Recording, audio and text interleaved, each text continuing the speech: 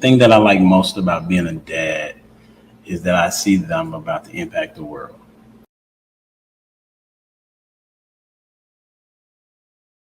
Yes, sir. It's your boy Humble Dad back with another edition of Humble Dad Podcast. We got a great show for you today. Shout out to CJ5100 for making that intro. You know what I'm saying? I showed it to my kids and they was like, that's cool. You know what I'm saying? Like, I don't have no hip hop kids. You know what I'm saying? They real suburban, right? And then he was like, hey, the real test is going to be when you show your wife. And I said, okay, well, let me send it to her. Sent it to her. 30 seconds later, I just hear screaming in my ear. You know what I'm saying? And she's like, I love it. I love it. But let me tell you what he needs to change. Right? I said, okay, well, let's see what it is. But hey, I want to say appreciate you. I appreciate CJ. Hey, he even made the changes. So so shout out to CJ for that, man. Hey, we're gonna talk about should kids be able to divorce their parents? And this conversation was sparked by Kendra and conversations that we have had. And so I was like, okay, let's see what it do, and we'll talk about it, see what my people say. And what's crazy is that when I sent out this statement, pretty much everybody said, what you mean? Can you please elaborate on what you talked about? So the elaboration on it is there are some bad parents out there. Should kids be able to divorce them? That's really the simplest part of it, whether they are young kids or even as adults. All right. So we're going to bring people to the stage. Some people here, some people not, but we're going to still keep the party going. All right. We're going to start off with Mr. CJ. What's good, homie? What's going on? What's going on, Humble Dad? I'm good, bro. Like, we're going to get it started. The question that we're going to start with is what childish thing do you still do as an adult? Bite my fingernails.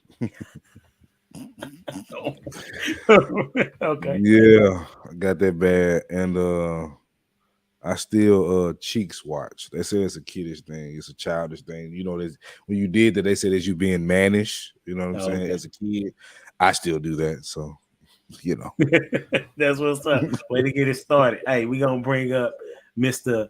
Prototype. What's up? What's up? I'm chilling. I'm just curious of who you think you gonna bother tonight. Everybody. All right, bet. At least you're consistent. That's what I like. You know what I'm saying? I like the consistency. All right, what's your answer to the question? Oh man, I still do everything I did as a kid, and that's kind of how I stay happy, man. Like after work, I go hoop. You know what I'm saying? I'm at the hoop court. I still play baseball. I still play football. Like I act like a kid when it comes to my life. So you know what I'm saying? I go outside. That's what's up. So you hoop every day? Not every day. You know, it's cold right now, but yeah, like I'll go hoop on my lunch break. I'll go play. Like I said, I sign up for intramural softball every spring. You know, I play flag football in the fall. Like I treat my life just like I did as a kid. That's I still ride bikes. Flag football. I hate flag football. It's the flag. I like the co-ed. It's the co-ed for me though. There's too many different rules. It is a lot of rules. There's a lot of different rules in that co-ed. I don't like that. But yeah, like I said, I still ride my bike on my lunch. Like I go hit the mountain trail. That's what's up. I like that. Humble Dad. Yes, sir. Do you find Prototype? Do you find it more difficult? Did you play football in school though? Like I did. Do you find it more difficult to grab the flag than it is to tackle? I'm used to it now, but it was annoying at first. Yeah, okay. I gave up a kick return I gave up a kick return. But I bodied him a little bit. No, I bodied him a little bit. Like, so I stopped him with the shoulder and then grabbed the flag. So. You gotta be careful down here in Memphis. You get shot for that, man. Hey, man, I'm shooting back. To fight you over there. Dang it. I'm shooting back. We're gonna bring Dwayne to the stage. Dwayne, what's going on? Yo, so yeah, my bad. So I was thinking about this, and I want to say play video games, but we got adult video game leagues, so that's no longer childish. The adults swim on Cartoon Network. Cartoon Network ain't for kids no more. So same thing for like video games. You got grown adults. What game you playing on video games? Man, I'm like, I play sports. I play FIFA, 2K. Oh yeah, that's right. I can see that. FIFA hard, bro. Oh yeah, it is. It is. Who you play with? Man, I play with Chelsea. Oh, okay. Chelsea, and then I'll mess with the international USA. That's what's up. I haven't played. I tried to play video games the other day, and I found myself getting bored quickly. And I used to enjoy playing video games, like you know what I'm saying. I used to enjoy that joint, but it hasn't been the same since. But I would say the thing for me, as it relates to being a kid, I take naps. Just saying. I ain't laughing at none of y'all, man. Y'all gonna laugh at Shout out to the naps. Shout out to the naps. Listen, a 30 minute to give me like 30, 45 minutes, bro. I gotta take it, bro. And I just took one before I came on here. It just make your body feel totally different. I had to make my kids go take a nap. What was it, Sunday? You know what I'm saying? Get that church nap. My daughter woke up. My oldest daughter woke up like, oh man, I'm glad I took that. You know what I'm saying? As opposed to at the beginning, she's like, we got to go take a nap like right now, and woke up refreshed in the mud. You know what I'm saying? So that's me. I take naps, man. All right. When at one point in time I couldn't go to sleep, so I take pride in being able to take naps. Y'all ready? Here we go. So first question, right? And since it's not many people, you guys go. Whoever decides they want to say what they want to say. Okay. The first question is, what would you consider a great father? What would you consider a great father? Man, let me spin on this one because we had a whole episode about this, like Prototype Dad, about just setting the parameters of what a good dad is, and it's a man who not only takes care of his family and has leads his family, teaches his kids, and also a part of it was teaching the community, right? How do the community view you as as a good dad? Or you that Mr. like what I'm saying, that the kids in the neighborhood look up to? Or you the guy that put the hoop nets up at the basketball court? You know what I mean? That kind of stuff. So it extends to the community, not only just your house.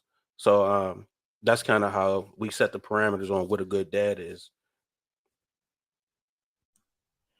Yeah, that's a good start. Yeah, I would agree with that. Not much more to add. I would say a great or good father is consistent. That's what I think gets lost in translation.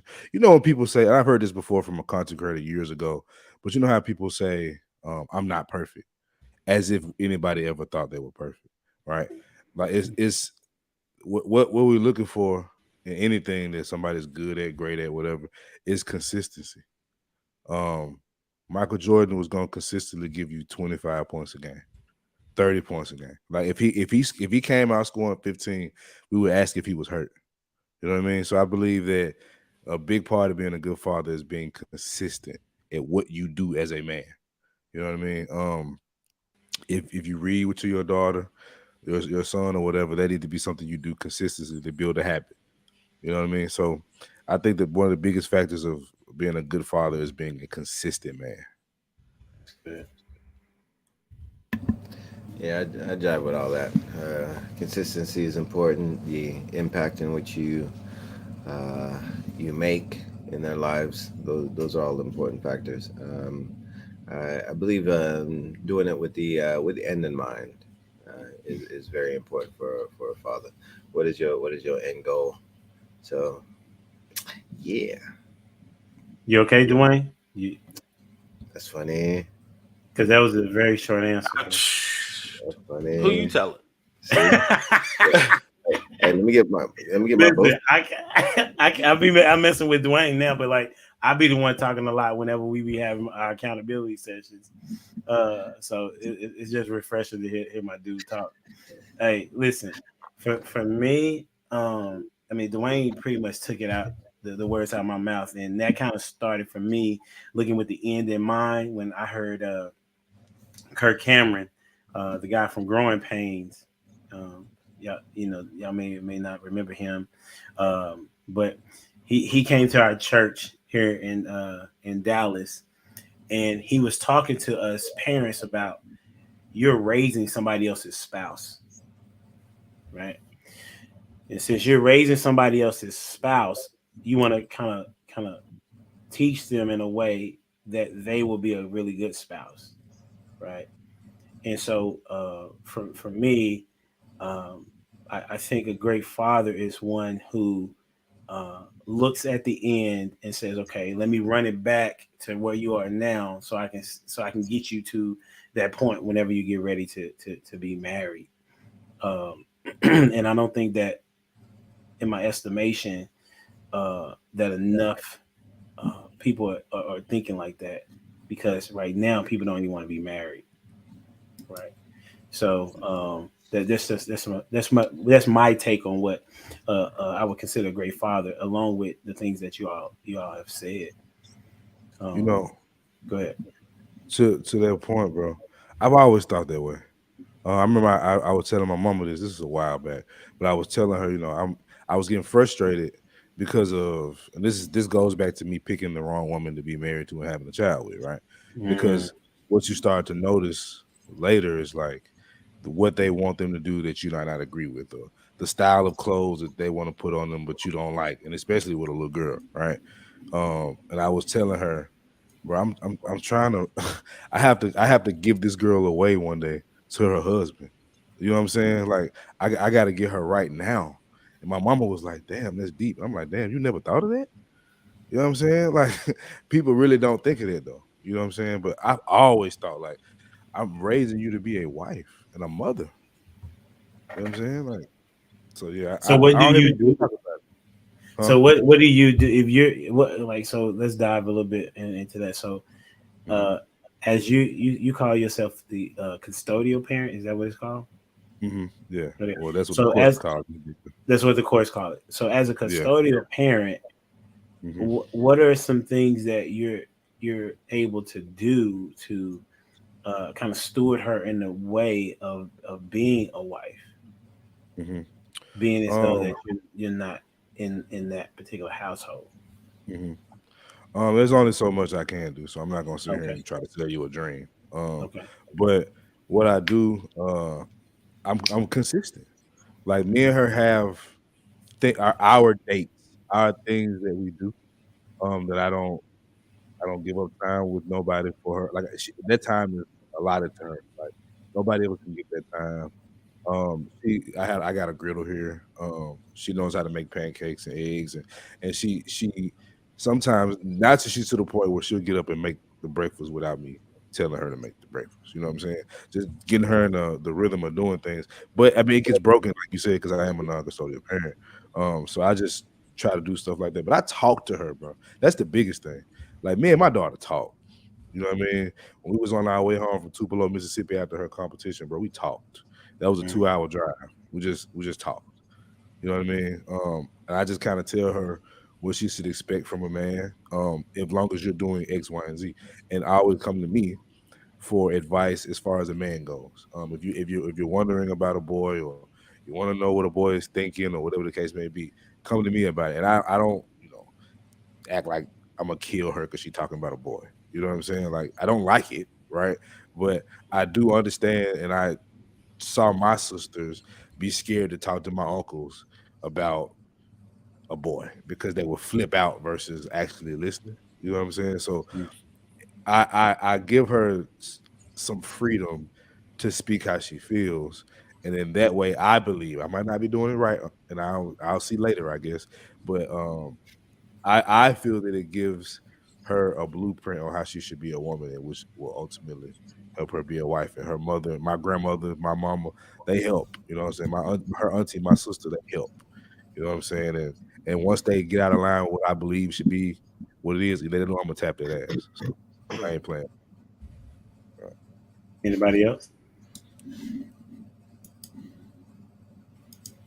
Nobody want to elaborate on that? I mean, he had some points that I wanted to kind of fire back at, but I'm not going. I'm gonna wait to the next topic. Why would you do? Are you rested in your masculine? Is that no? It was what? No, I mean, well, I mean, what I was going to fire back it was irrelevant really to the conversation because he kind of spoke about choosing the wrong woman, and you know what I'm saying. I don't necessarily believe that you choose the. Like I said, I feel like all women could be the woman you need them to be if you lead them correctly. So I mean, oh yeah, I remember you talking about that. Yeah, so that's completely irrelevant to the conversation. So that's why. Sure. I got you. So as we, I was going to kind of spin off of that, though. When he said that when CJ, when you say you chose the wrong wife, right? My question was going to be, do you think that age played a factor in your decision making, or was it something else that played a role? And I'm gonna go somewhere with that question. I don't think it was age. I chose my mama, and I shouldn't have chose my mom. Okay. That's what it came down to for me. I mean, I vividly remember saying how much she reminded me of my mom, and now that I look back at it, you reminded me of my. You know what I'm saying? So, with that, right? So, is it that you don't think your mom could have been submissive to anybody? See, when we talk submissive, I think that word is blown the fuck out of proportion a lot. I think my mama would have did. I've seen my mama do what a man say do. I've seen my mama follow a guy's leadership until she didn't want to anymore. So I mean, I don't know what I mean by the wrong woman is that we did not mesh well. Like something simple is like I don't want my daughter wearing thin ass leggings, right?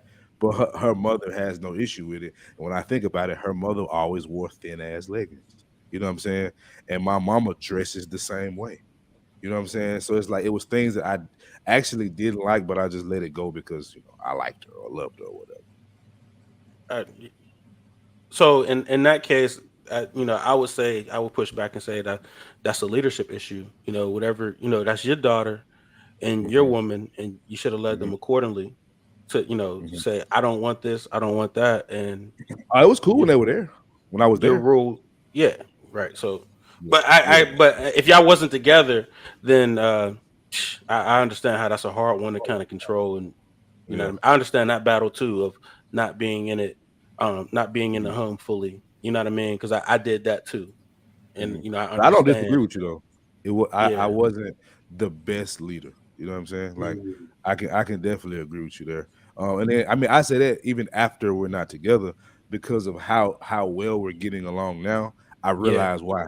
I realize why we get along so well. It's because of what I don't do anymore. You know what I mean? Right. What I don't respond to anymore. So yeah, I agree with you. I ain't even gonna push back on it. Gotcha. Yeah.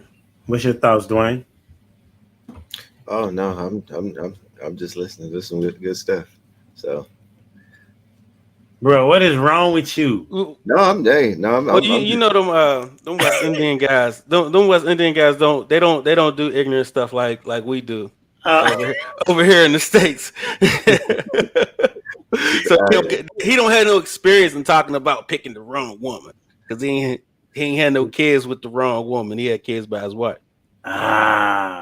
Is that where you at? Yeah. I could jive with that because So how do you gonna respond? No, go ahead. I was just gonna ask then, how do you steward your daughter, your oldest daughter, because it's a different dynamic, right? Did you was it with her? She calls you father now. Did she call you dad now? Mm-hmm. Right. Yeah. But I know y'all heard the saying like you could lead a horse to water, right? Mm-hmm. You can't make them drink. Which part is leadership, and which part is not? So it's about interesting. The part of leadership is I don't know if you know football or but it's kind of like I could use it like before you go there, you got to answer that particular part of the question. Well, I'm gonna say it because it's about being the Patriot way, right? Bill Belichick. When people go to the Patriots, even if like he'll take the worst players from any other team, but when they come to the Patriots, they know to get in line. You know what I'm saying? Because the program here and it's about winning. So it's about creating that environment. So it is about leadership and creating an environment that everybody know we're here for this goal and everybody's bought in. So anybody that comes in the environment, they'll do what the environment is conducive to doing typically. You know what I'm saying? So you have a higher percent of a chance for the horse to drink if the horse sees that, oh, this is where we go to drink. If they see other examples of this is where they go to drink. Well, also think about the players that Bill Belichick chose, though. Like he wasn't. It was rare that he had a Randy Moss. It was rare that he had a Marshall type player. You know what I'm saying? He always got those guys people, right? And guys that had a specific skill. Like they weren't just like Matthew Judon is probably the best player he's had in years on defense.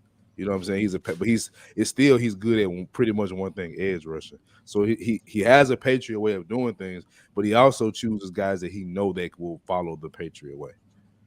But right, so he chooses guys like that, and then when he brings in other guys like a Randy Moss or a Ocho Cinco or a Fred Taylor or a Corey Dillon, who, you know what I'm saying? They know like, oh no, they're winning over here. I'm folding into the win. You understand what I'm saying? So he set the environment, and now that the environment's set, he could bring in anything into the situation, and they know how to protect. Theoretically, be like, oh, I want to win. They went over here. If this is what they're doing over here, I'm doing it. I'm the submissive player now. What you're saying is that, to go to Dwayne's analogy, is that you chose the wrong horse. I'm not saying that. I'm saying that would be what that is, because the person is the so in the analogy, the man is the man, and then, or the leader in this case, and then the horse would be the woman, so to speak, right? Because that's the analogy, right? And Dwayne said, if you lead a horse to water, you can't make him drink. Right. So that means that the leader has brought that horse to get water. Right. But that woman is not trying to take what is being given to her. Right. So in your analogy, prototype, you're either saying one of two things: that the man's structure is not good enough for that horse, or that leader chose the wrong horse. I'm saying the man's structure is not good enough for the horse. What kind of water are you bringing them to? Are you bringing them to the crystal clear spring water? Or are you bringing them to that muddy, dirty water? Yeah. The funny thing, though, like going back to what you're saying as for the West Indies, or I'll even say, like Jamaica. Jamaica's not as rich. That's probably not as prosperous, financially prosperous as the United States. So a lot of the amenities that we have here in the United States, we don't have in Jamaica, right? So also, if you look at a lot of the immigrants that immigrate to the United States, like I'll say legally, that paid their way to get here, like they worked in order to get here, they have a different perspective than the people who are born here into it. So I look at it as a lifestyle. So water now is not just water. It has to be a specific temperature. It has to be filtered. It has to be all these other things. It has to be flavored, right? But sometimes you don't have all those other options, rather than the stream that you led them to. And it to me, it then boils down to preference. We all have preferences, and I think how thirsty are you? There you go. But then we also have kids, and we also have been kids where we may have been hungry, but we just don't want to eat to prove a point, right? Or someone says something that you don't like, and you're like, "No, I'm good with that. I'm good." And I think that can go for our kids. That can go for our spouses. I think that can go for me as well. Somebody say something to me, sometimes I just lose my appetite. straight up. Like, let me ask you a question, Prototype. Mm-hmm. Do you believe that one indication of a good leader is selection? Yeah, we can say that. Okay. But I mean, I believe one indicator of a leader is the ability to convince people to follow. How do you convince somebody to follow you? By showing that sounds it, like it depends on sounds like manipulation. No, if you have to it depends. No, it's more of a, like I said, it's the Patriot way, right? So if you have something that somebody wants, you know what I'm saying? Like everybody is paired for a reason, right? So what the woman wants, she wants security, she wants this, she wants, you know what I mean? The thing she's looking for from an environment. Do you have that? Well, she comes to that environment, she's gonna she's gonna come and appreciate that environment, and if she wants to stay there, then she's gonna act the way she needs to stay in the environment. Now, like I said, if if if if all you can provide is muddy water to the horse, she's not going to appreciate that, or you're going to get a bad grade of horse that's going to accept that kind of water. You know what I'm saying? So I guess that's the selection. So you have to be able to provide the level of satisfaction you need and you want. You know what I'm saying? Out of whatever you know what I mean, spouse. You know what I'm saying? So if you want this kind of spouse, you got to have these kind of resources and so on and so forth. Now, because at the end of the day, you're the one that's because as a man, you're the one that's choosing to be married, right? Right. Yeah, but I'll say to that point though, like whenever we talk about ride or dies, we typically talk about it with friends. I think that's what marriage is. Marriage literally is that ride or die, like until death do us part. That's a part of the whole contract. It's like I will be with you through thick and thin, through rich and through poorness. So I think better or worse. Better or worse, right? So that goes even to muddy water. So in that, now you're salty at me because we have muddy water. Like that's a part of it.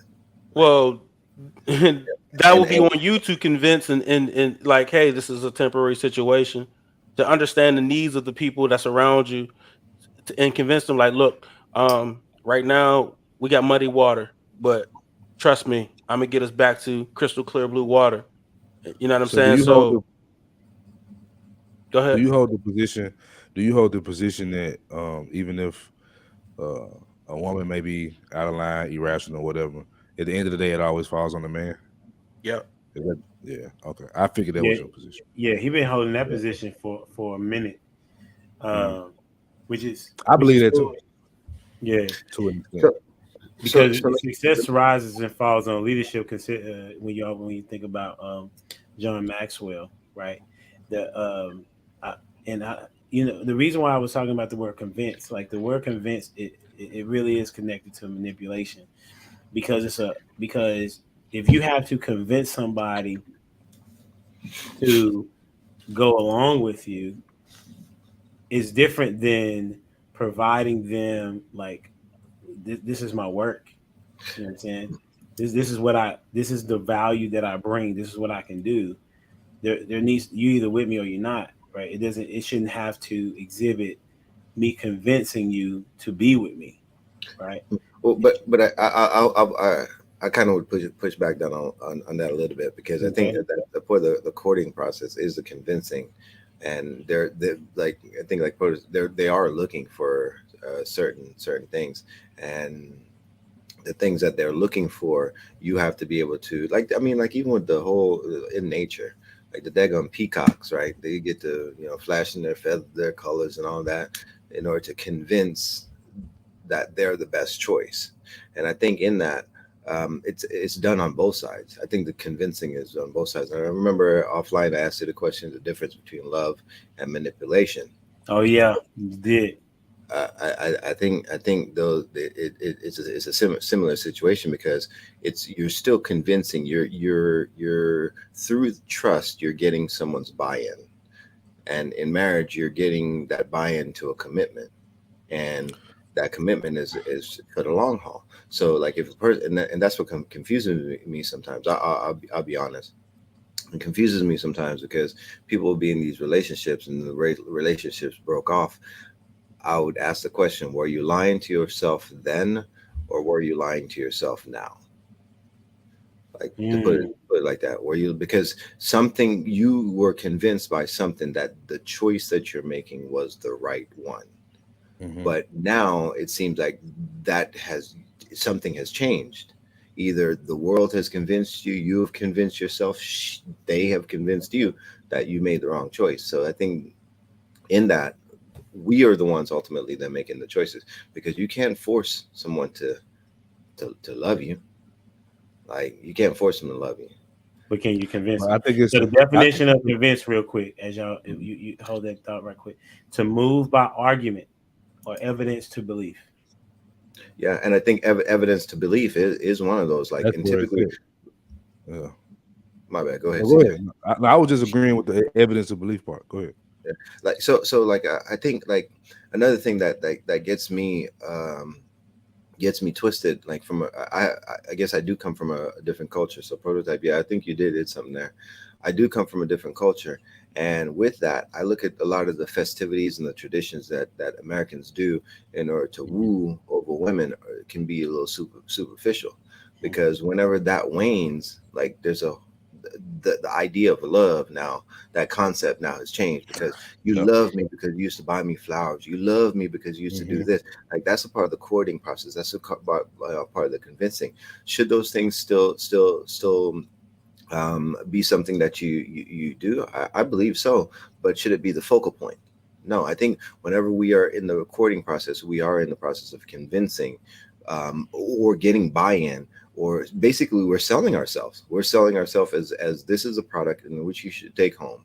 Like we're being salesmen, and we would be ignorant to think that they're not doing the same as well, because there are people that put low values to themselves, and there's people that believe that they're top shelf and nobody can get them.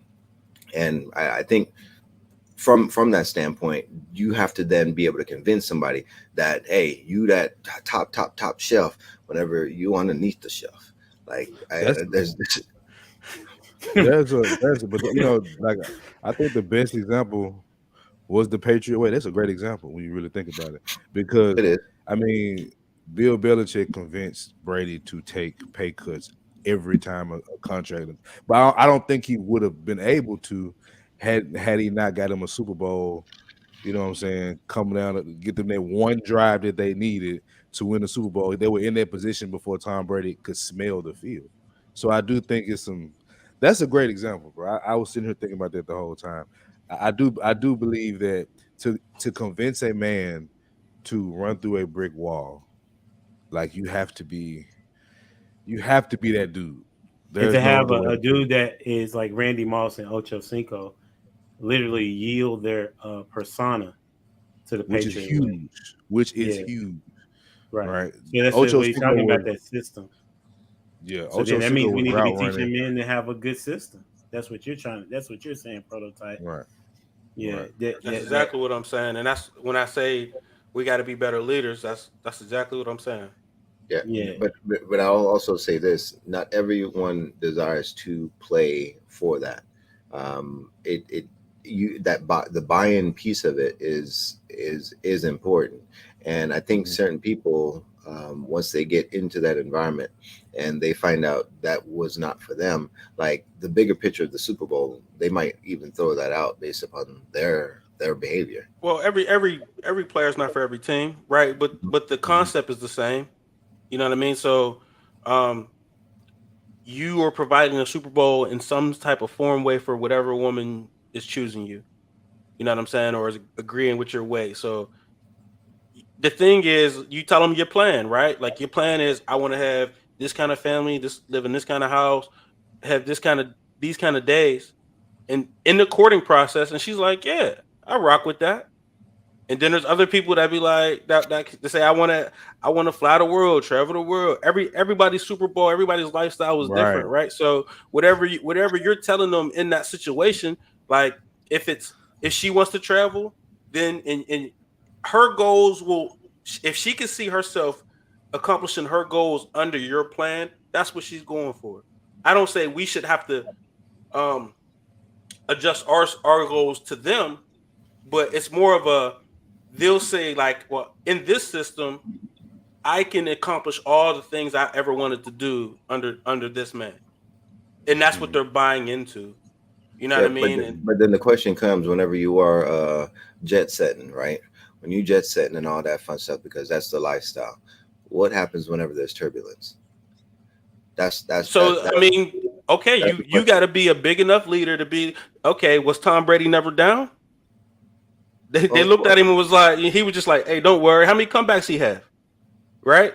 So it's to keep the team involved. Like, all right, we're down, guys, but we're going to get it back up. Don't worry. We got it. I got it under control. Right. So it's that. You're going to get down. There's going to be rough times, but you got to be a good enough leader to convince your team, hey, we're going to get through this. We'll come out on top at the end. When you had these conversations, it almost seems as if when we talk about leadership, it's removing the woman's autonomy. It can come off like that. Like we're saying that because we're such a great leader that she's going to just follow everything I'm saying, go along with everything I'm saying, and not like she never had the choice of saying this is not good enough, even though it actually could be. She just decided that she doesn't want to do it anymore. Well, I don't think women can help it, to be honest. I mean, they'll say XYZ and they want this and they want that, but I truly don't think they can help it. You know, it baffles me that a woman will view a drug dealer and a pastor at the same level if they have the same amount of resources. And to us, those are two different people. But to a woman, that's the same guy as long as they can provide those resources at that moment, because they don't see plans in future. They just see what you are right now. What can you do at the current moment? Or what can you convince me that I can have right now? Can you convince it right now? Okay, so to that, I think there's two different things. There's spiritual security, and then I think there's also monetary security. Whenever you put it like that, but then I'll also say it's not exclusive to women as well. And what comes to mind to me as for leadership, when the disciples were on the boat, and then they saw Jesus or someone walking out on the water. And Peter asked, hey, Jesus, is that you? And then he said, if it's you, call me out and I'll go out. And that's an interesting thing, because it's like he called him out. And once he did, Peter went out and started walking on that water. And the thing about it is, whenever he was doing something that was supernatural and not possible with inside himself, but at the sign or at the time where he then looked away or got distracted, he started to fall and he started to sink. And I look at that as for tribulation. There will be times that will come within a relationship, and I think that level of leadership it is important. But I also then think it's also based on the background of the woman as well. And I think faith has a huge thing to play into it, because there's a difference between the drug dealer and the pastor. In the way that I look at it from a spiritual standpoint and from a monetary standpoint, because the goal is not for earthly treasures and what you can have and gain now. It's looking more into the future. That's how for me. You're speaking as a man, and I agree. Like I said, they're two different guys to us. To them, it's the same person. Yeah, but then that's where I struggle. Perhaps because they both can be treated the same, but I think the woman that is chosen is catering to that man, and that man is also then catering to that woman. They're catering to each other, and if they're not compatible to cater to each other, one of them would not engage in that relationship. So I guess that's what. So if what will happen is the drug dealer will use her and move on. I mean, he's going to hurt her. The pastor could do the same thing. Well, but his intentions aren't necessary. He could, yeah, but but because it all based. If the pastor, That's the if more the pastor, likely to me. Well, no, Yeah. Prototype is saying we're not talking about the bad pastor. We're talking about a pastor that with good intentions. Yeah, that's what he's talking about. So you hold on. So are we saying, okay, this is a serious question. This might be just the Memphis nigga in me, right? But do we believe that the majority of dope boys are bad men? No. Yes. Well, but then we talk about intentions. Like this says, the That's what road I'm to hell is getting at. paved in good intentions, and I think they perhaps may be, but again, the complement for each other is just a lifestyle. So I'm not saying a a doughboy. I'm not saying a good? doughboy is a bad man. What I'm saying is, they have two distinctive different futures that could happen to either one of them, right? And the pastor has a more prominent one, or the businessman, the banker has a more prominent longevity about himself than a doughboy would have. Mm-hmm. So But- you're not necessarily saying that the doughboy is good or bad. You're saying that the outcome is way worse. I'm saying the future outcomes. of the outcomes. Yeah, you're talking about probability. Outcomes. You talking about Yeah. probability. Right. He's saying that a woman is looking at both of those situations as the noun and not outcomes. Right. That's what you're Oh, saying. And okay. that's just how they're built. That's how they're wired. That's why, Eve was like, I'm hungry now. Let me eat this apple. Well, I'd say that as for my wife, I didn't look at my wife for the now. Like, you don't. That's I'm what he's talking saying. about He's saying them. that but your wife looked at you as the noun. Or do Well, you? but I don't know, but I don't think so. Okay, so here's another thing. Okay, so I see where you're going. So from and I say this to HD as well. Like whenever we look at a woman, I typically think we also then think, could she be the mother of my child? Right? From early on, like, could we make babies together? Like, I wonder what our babies would look like, right? I think that there's a now component to it, but then there's a future component that's baked into that. You're still talking about from your perspective and not hers. No, absolutely. I'm still, yes, I'm talking from my perspective because I'm not about that. But I'm not talking about your perspective. We're talking about her perspective. Yes. So from her perspective as well, it's as for a form of security, right? Who wants to be a baby mama? That will go plenty of women will be baby mamas for a guy who could provide security for whatever situation. No, so I'll put it like this then. I'll put it like this. Are you raising your daughters with that mindset? I'm not. No, I'm not either.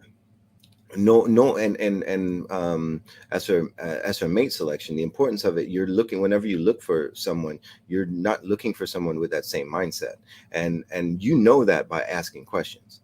And I think that's a part of the whole vetting process is the asking the questions. Because so that's what I'm saying. It don't matter what she tell you, it's what they do. I done ran into plenty church girls who told me, I want a guy like this, I want a guy like that, I want this, that, and then you turn around and be like, how you date this guy? So question, what do you call it whenever someone's word does not match up to their actions? A hypocrite. That's what I call it too, right? And I think a person, it takes time to figure that out, right? And that's why it says as for talk is cheap. Everyone can sit there, y'all. You can't put a woman in a man's box. So that's all I'm saying. Like, a woman's going to function like a woman, and I understand everything you're saying, but you're talking about a man-to-man relationship, and you're trying to push that relationship and accountability on women, and they can't do that. That's where I would say I don't believe that, and the reason why is and your belief is then what you will then do and what you will then act out. So in the same instance, because I don't have that belief, I'm going to then teach that to my daughters.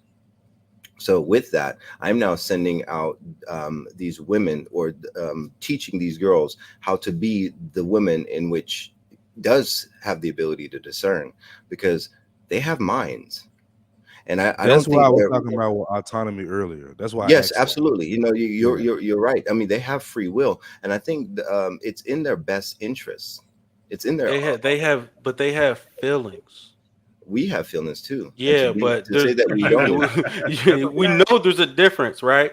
Somebody was just making a point of we can't do things off of feelings, because if we did things off of feelings, we won't get the job done, right? Yeah, but we do it though. Like whenever we have the courage to do it. So we're logical. It's not women courage. will do what they feel. It's not courage though. It's just the capability. We have the capability. As men, we have the capability to be emotional, but that's not our default preset. To be that type of the same level of emotional as women are emotional. So a woman will cry. We are most likely to get angry and mad and want to fight. Women have the capability of doing the same thing as well.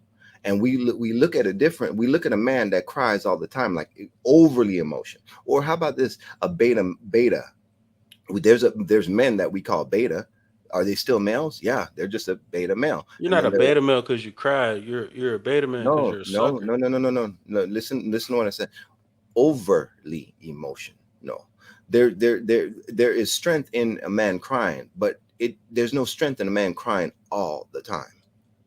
And whenever I say it like that, it's like whenever you teach your son, you can allow them to cry at times. You can't allow them to overly cry and express themselves. It's not like I don't care if they cry and do the work, right? It's about doing the work, getting out there. Even I don't want to do this. It's running through a brick wall. You think people want to run through a brick wall? No. If it's worth it. But we do it. We don't want to.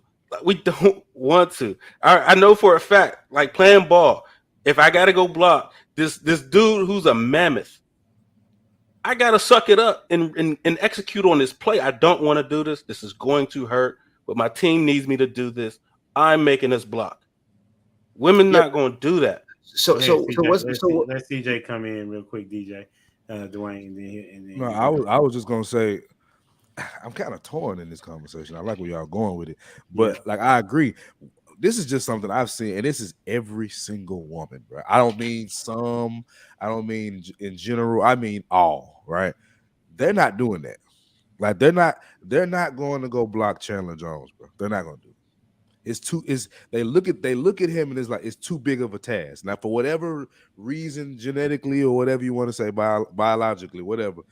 Women don't sacrifice, bro, and not in the way that we do. Like we will really we'll put our life, and other than having a child, we will everyday consistent basis put our bodies on the line, bro. Like we'll die for our family. I think y'all mean some really bad women. Hold on. But again, what I said earlier about running through the wall, I said for what? What you're running through that wall for has to be worth it. Now we all know about the mama bears. They will run through a wall for their kids. So to say they can't do that is for her husband. Will she do it for her husband? So now that's a different ball game. But men gonna do it for both. I think she would if look. There's a reason why pimps are bad, man. Like you know what I'm saying. Like I used it all the time. Like a woman will go on the track for that man because she believes that this man has her best interest in mind. So. But it's still at the belief of this man has his best interest for me to do this, and I'll do what I need to do, whatever he can convince me to do, or say I got to do for us to get over this hump. But so you think that so okay? I don't know where we're trying to go with this, but because I was supposed to be talking about divorcing parents, but but I was trying to see if y'all was getting to a particular point before I just switched gears. Because it was a really good dialogue there, and we're going to get there. So, because I had asked about, did an age play a role? Then we transitioned to women, and then we talked about what was it? Drug dealers and the pastor, right? That women will choose. They will think that they're both the same, and then somebody said no. Leadership, right? So it's going to transition because it's all a matter of how has the kid been affected? Like who you choose, mate selection, determines what your kids are going to see at the end of the day, right? Whether you choose to have a one night stand and y'all have a kid, that kid is now in this world seeing that their parents, that they was made out of a one night stand. Whether you're divorced, now the kid sees, okay, why mommy and daddy not together, right?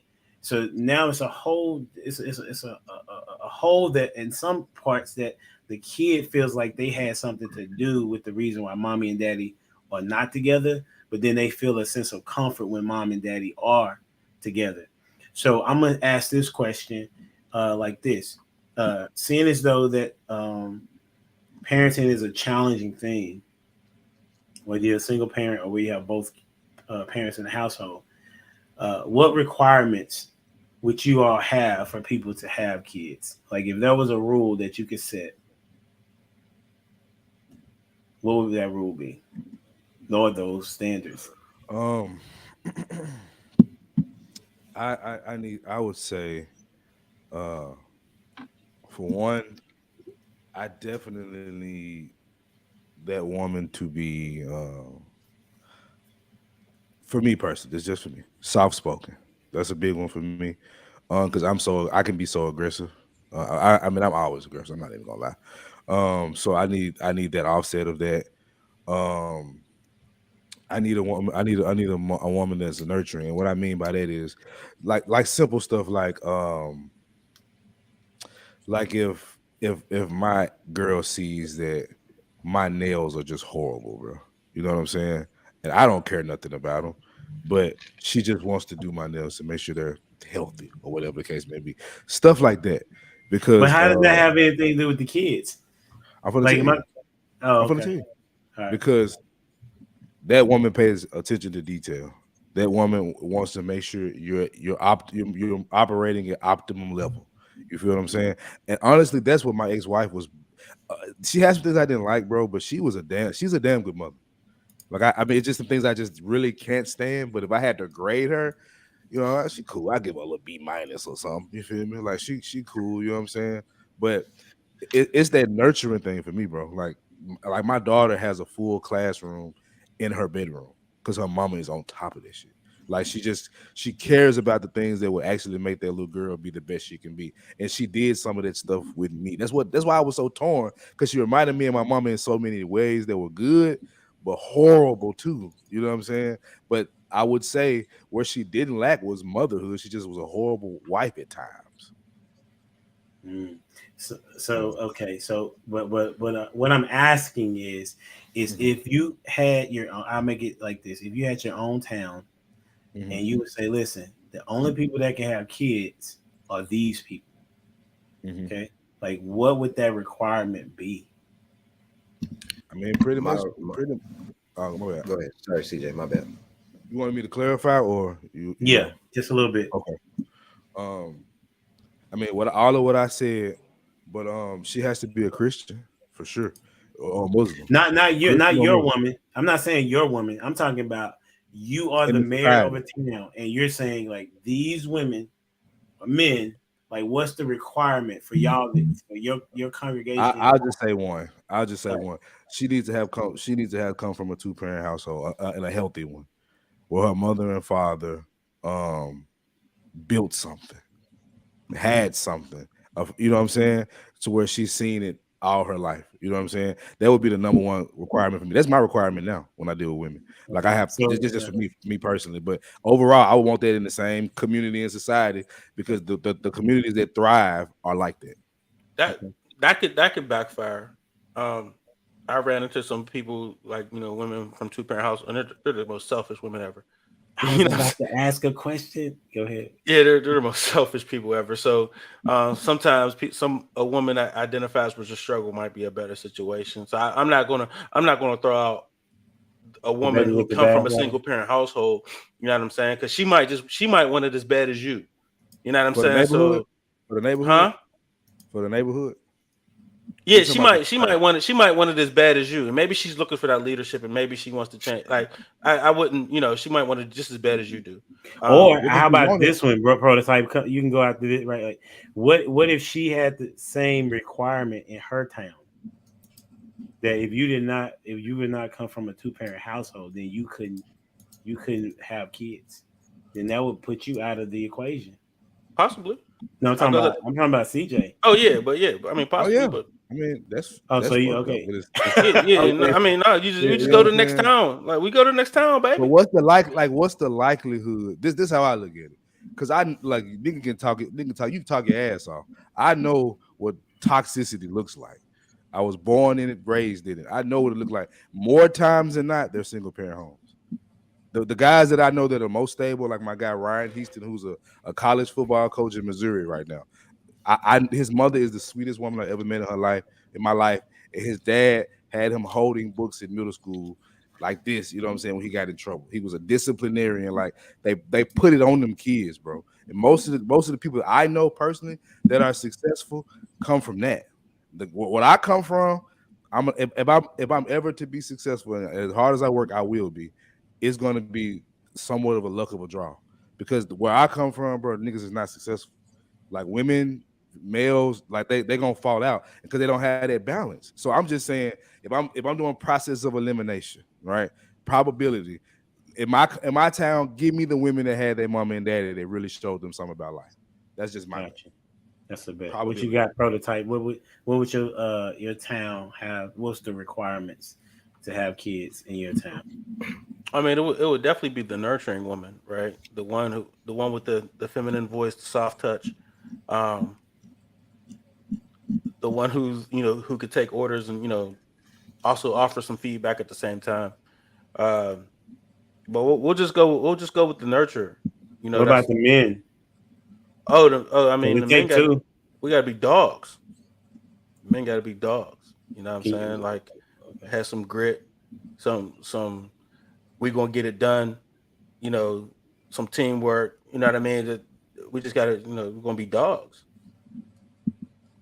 Interesting. What you got, Dwayne? Gotta have a dog, man. I'd say that they will be committed to each other for life. Oh wow. that's what it is, right? You saying that, listen, y'all come to me and you telling me that y'all gonna be committed to life, then y'all can have kids. Mm-hmm. Right? Yep. I see, and that doesn't. And so, what if one has come from a single parent household? Doesn't matter. You still have the ability to make commitments. And the thing is, like, I'll say marriage is not. It has deteriorated. The reason why it has been because the level of accountability. So I'll even say, from a societal standpoint, we don't hold each other accountable for in that regard. So like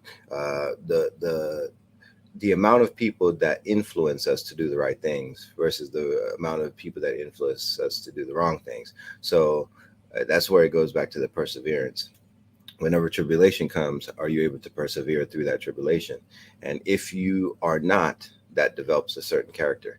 If you are, that also develops a certain character. And I think, I think it was you, Prototype, that said it earlier, like, the person that comes from not much may have the ability to way surpass them, or to surpass somebody who came from a lot, because they don't know what it is to struggle.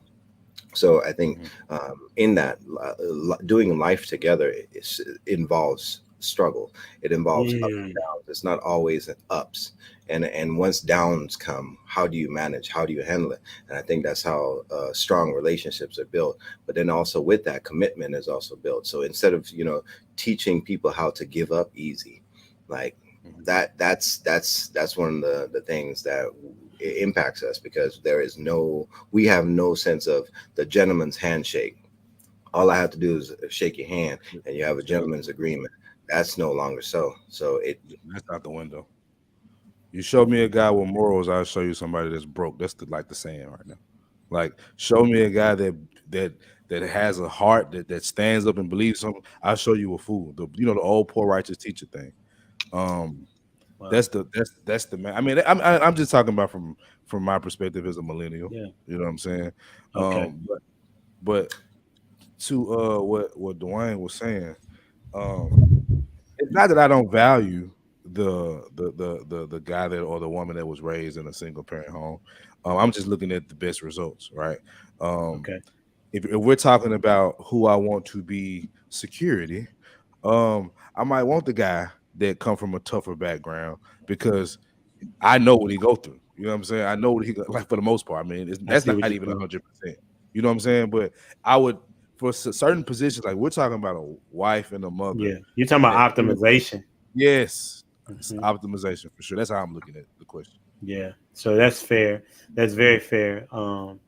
And so for me, I really like what Dwayne said, but I totally understand what you're saying, CJ. Like, because that if the woman has to come from a 2-parent household in order to be married, then these two people that at the point in time that Dwayne would say y'all committed yourselves together, right? That holds them responsible to stay together, because if they don't, then their kid can't get married.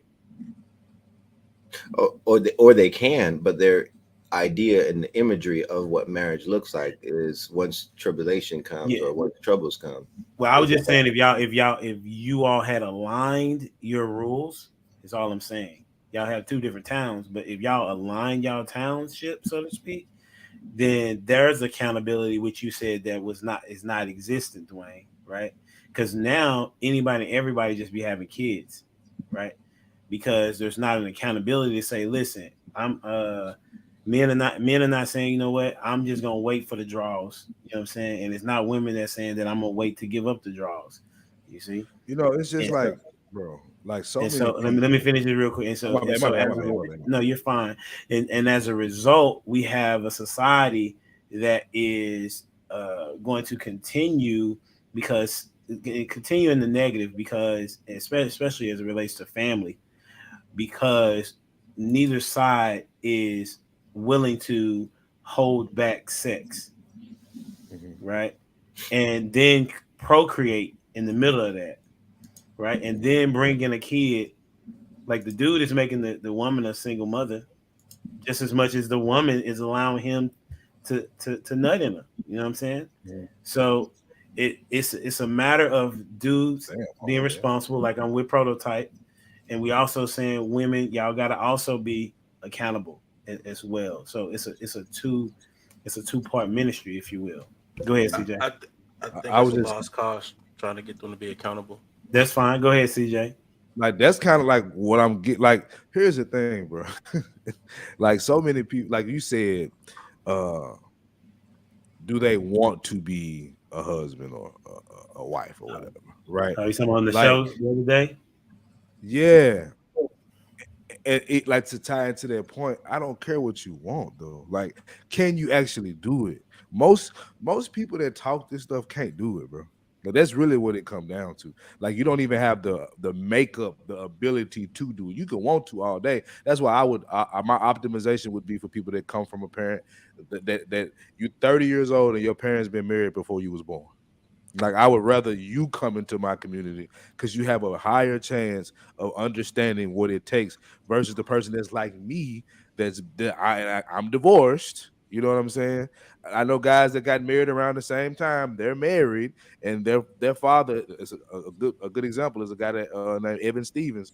His father is a pastor of Golden Gate Church, but him and his mom have been together for 40 years. You know what I'm saying? And he's married, graduated from Fisk University. Like, him and his wife graduated from Fisk. It's like the way that he was brought up, bro. It's like it's in him. He's programmed to do it versus me, who's trying to catch up. Like, I'm trying to not do what I saw. You know what I'm saying? But still doing what I saw. It's an actual task. Like, it's not just as simple as, well, I want to be a great father. It's not that simple. It's not. I want to be a great husband. It's not that simple. For some guys, it is. Without a model. What you saying? It's tougher, right? Without a model, like IQ right? Go ahead, bro. My bad. It's on you, Prototype. I mean, I kind of said it, right? Is to push back on what you were saying is I just don't think women can be accountable that way. They don't think like that, and you say like allow a man to, you know what I mean, to nut in you or whatever. I think they truly believe like those men will be sufficient. As wrong as he may be, I don't think they believe that those guys that they're selecting or letting them do that to them. I just don't think that they have the ability to pick. So you don't think that women have the capacity to choose well, right? That's what you're saying. Like I said, they'll pick the drug dealer, or they'll pick the one who seems sufficient at the moment, right? And then that's just what they do. You know what I'm saying? I understand what you're saying. So in that, go ahead, CJ. My bad. No, you good? No, you got it. I was just saying sufficient can just mean a good eggplant, bro. For real. Like you could just be putting it down. Like I'm telling you. It could be, but the dudes that put it down, right? There's also a aspect of them that comes with some charisma. Being a little bit charismatic. Being and to a woman's mind, there's no way that man should be broke. You know what I'm saying? So a guy that's charismatic, who know how to talk, who's articulate, in their head, there's no way that this man should be broke or should stay broke. You know what I mean? So they believe in that because it just doesn't make sense to them that this man can be an absolute bum. You know what I'm saying? But we know that that's not a tell sign of a quality guy. Men know that. You know what I'm saying? Right. But women don't know that. They just know like this guy's charismatic. There's no way that's their potential. When they say a guy has potential, it's because he has the swag to convince them out of their draws, right? And there's no way a guy that can convince them out of their draws should be broke. So whenever you make mention of charisma, the law of attraction, charisma is what men have. That's their form of seduction towards women. Women seduce men through their charms, and men don't have it like women have it. And I'm sitting here thinking, what is the percentage of women that would just sleep with a man versus the men that will sleep with women? So there's a high percentage of women that will sleep with a particular man. No, not a particular. No, listen to what I'm saying. It has to be general. It has to be general. Well, no, listen to what I'm saying, right? The guy with charisma, swag, can dress well, right? They value those things because that's what they do. So the guy that can dress well, speak well, have the swag or whatever somebody posted, that guy can sleep with a lot of women. Opposed to us on our end, like, you know what I mean? Hold on. Sleep with anything, but the contrast is the women that are able to dress seductively, behave seductively. What is their percentage of being able to acquire a man, a particular man? In the same way that you say that particular man is able to acquire women. It depends. It depends. But then that's the law. That's what the certain law. That's his choice at that point. So that's the same thing for the women. And I think as for whenever what's the same thing? That is their choice? Yes. And that's why when I'm going to this the statistic of how many women will sleep with a man just to sleep with them versus how many men will sleep with a woman just to sleep with them. Women don't sleep with men just to sleep with them. Women sleep with men that they think are above them. So they don't sleep with men just to sleep with them. They sleep with men that they think have a higher status than they do. No. See, no. So I think that's going away from the primitive, the carnal, the flesh, right? We behave like there's not pleasure involved, and pleasure is selfishness. So we behave, we think of it like the sex is just a one-way street. No, it's a two-way street. But then it's getting mine.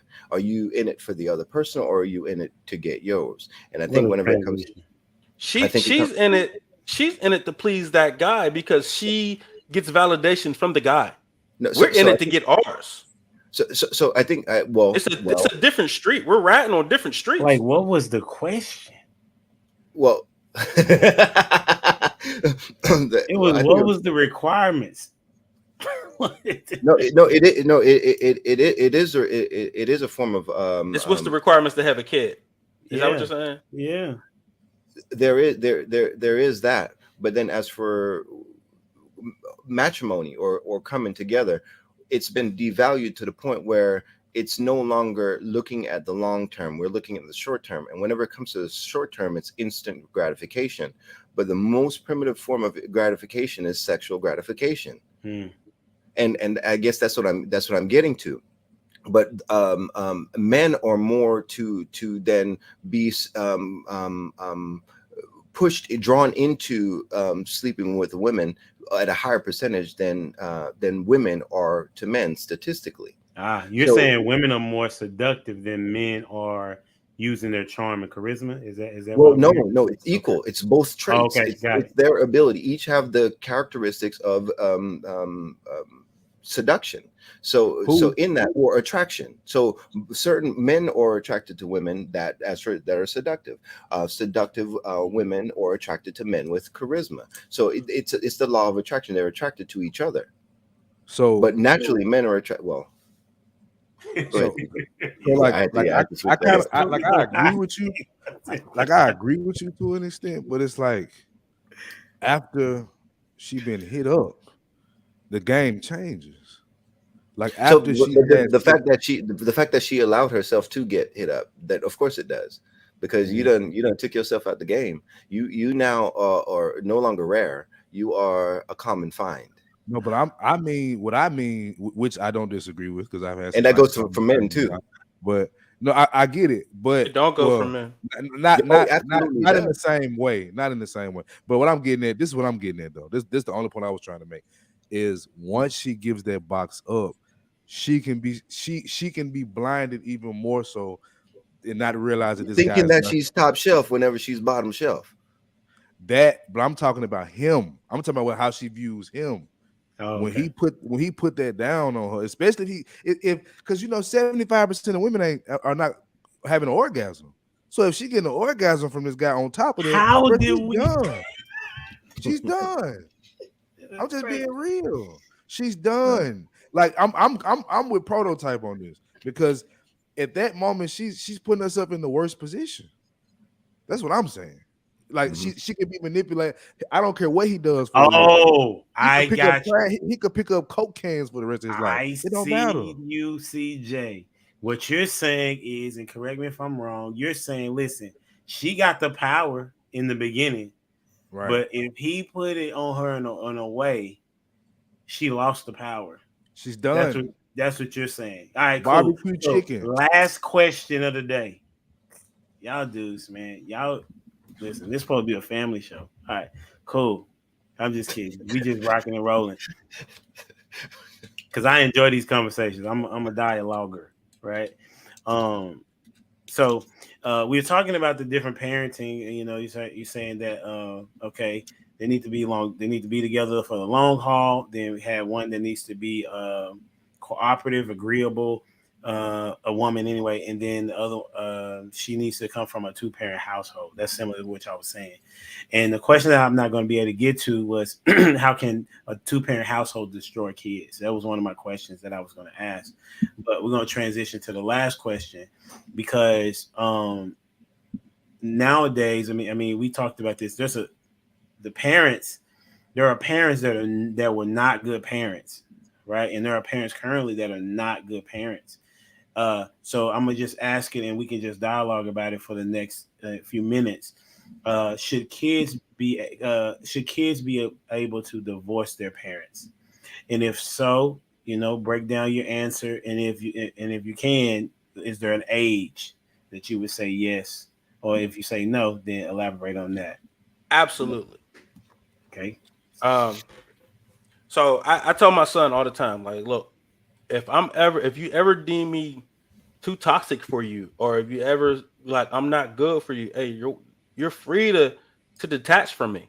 You know what I mean? Like, I'm going to do the best I can for you, but if you see that I'm not good for you, please, like, you know what I'm saying, go ahead and detach. Like, blood don't mean you got to stick to anybody abusing you.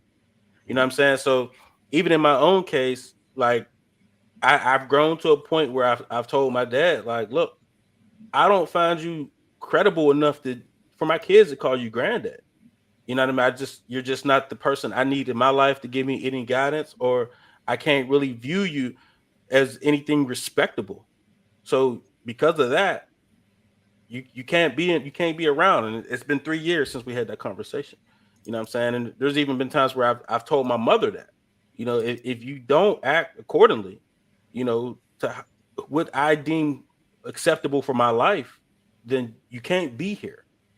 You know what I'm saying? So I definitely believe that kids should be able to divorce from their situations and, you know, and leave it at that. Okay. What age would you say? Since you're Any saying age. Okay. Any age that they can make it. Okay. Go ahead, CJ. I guess they can go work at Chick-fil-A. I mean, in theory, I would agree with Prototype. In theory. In theory. I mean, because he really didn't say anything wrong. It's just like, all right, if we're talking about let's say a 13-year-old, right? What are they gonna do? Like, I would tell my daughter, she has 4 different options, like grandmother, my mother, her mother, and I had custody. So I would tell her, like, hey, you're free to go live at anybody's house that will accept you. You can leave. I don't hold any hostages. You can always leave. If you don't like the environment that I've provided, you can go. Mm-hmm. So I don't mean to cut you off. My bad, CJ. No, you're good. That's a good answer to what I was thinking, because I'm thinking, okay, so if this was to happen, would there be legal parameters put in place for kids to be able to do this? Would they have options to divorce the parent? Like, under what grounds? You know what I'm saying? Like what are we saying here? Because I'm asking. We know that some of these damn kids would take advantage of this situation because they didn't get to eat no Lucky Charms this morning. You know what I'm saying? My daughter would be one of them, right? Like, she would probably pull that move because I won't let her eat her Lucky Charms the next morning.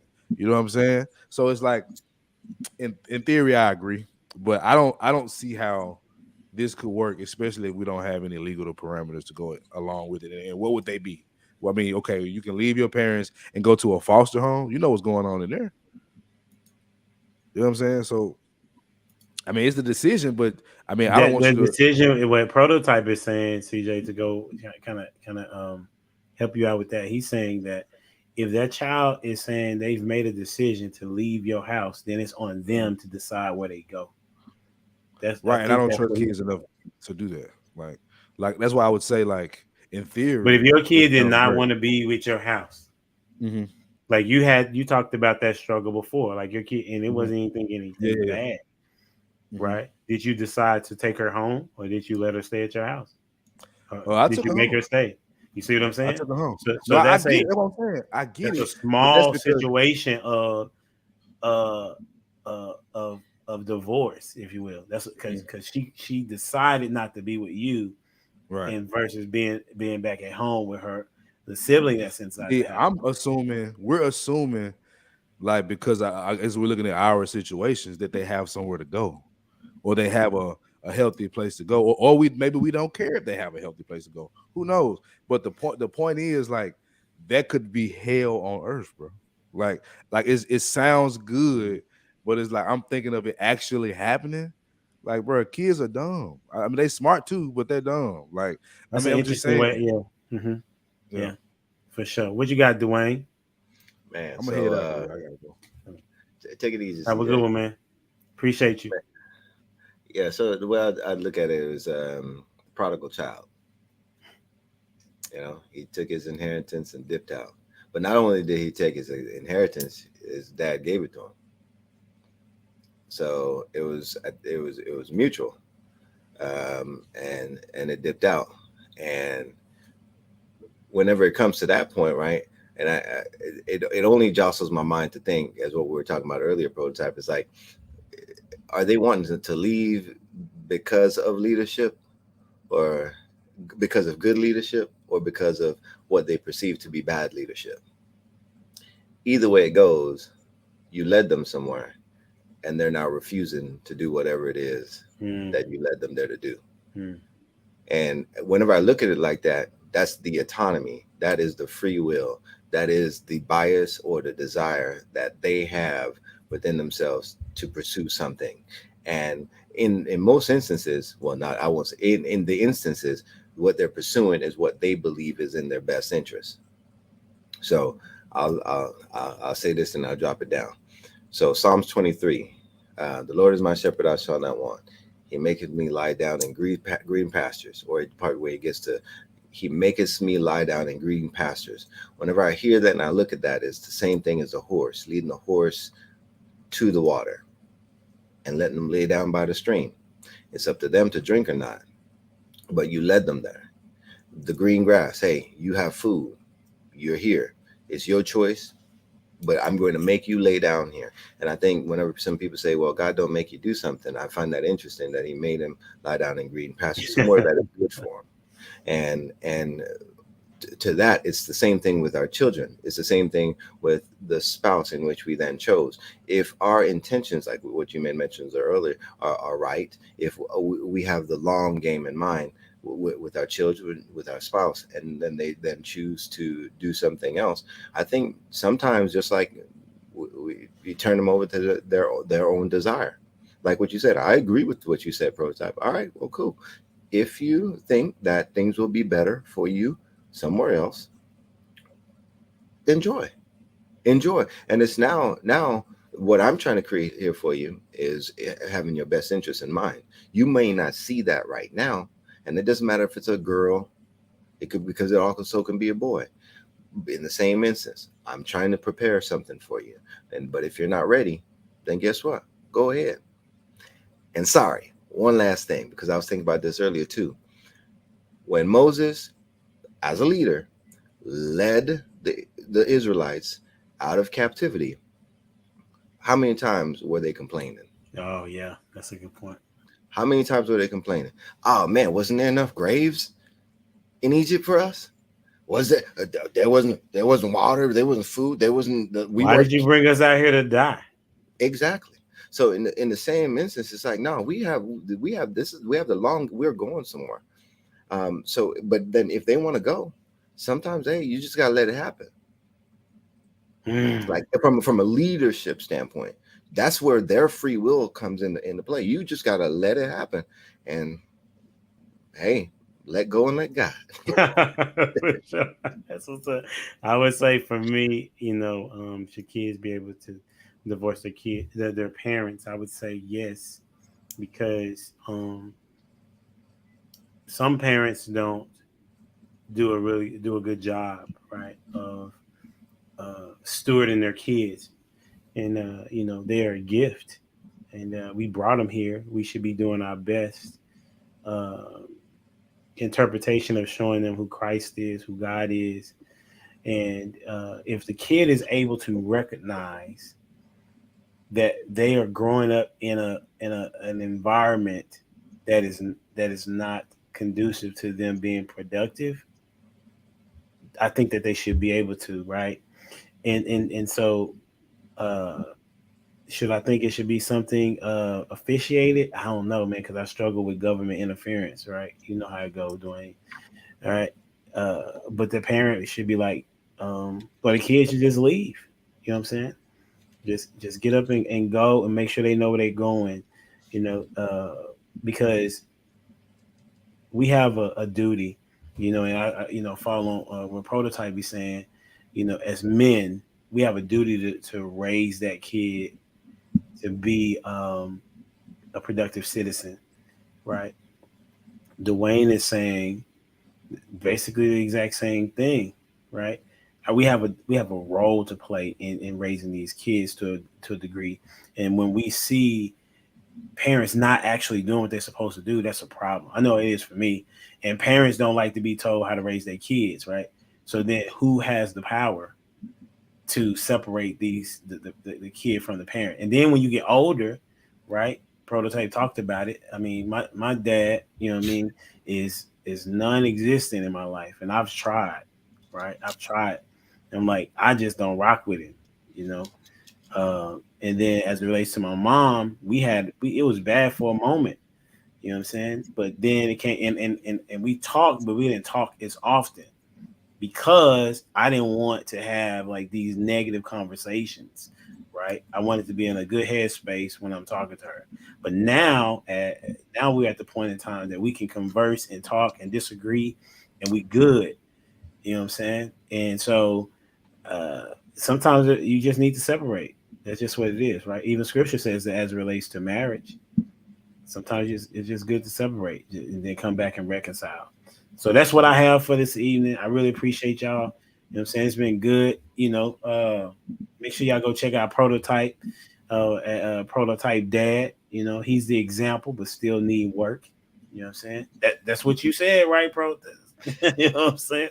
That's what's up. I like that. And then you have Dwayne Jones Photography. Listen, bro, do you fly out of town to take pictures too? I do. Yeah. So hit him up over there. And for me, you can go over at humbledad.life and get to know anything you need to know about me. All right.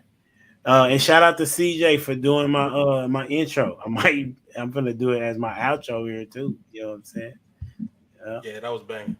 I appreciate that, bro. You know what I'm saying? And so y'all have any last words before we get out of here? No, I appreciate the opportunity as always. That's a bet. Until next time, we out here. Deuces. Yes, sir.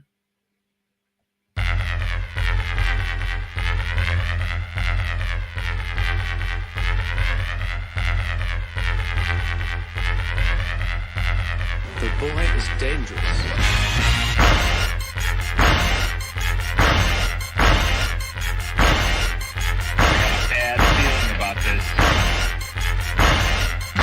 Seem to understand something.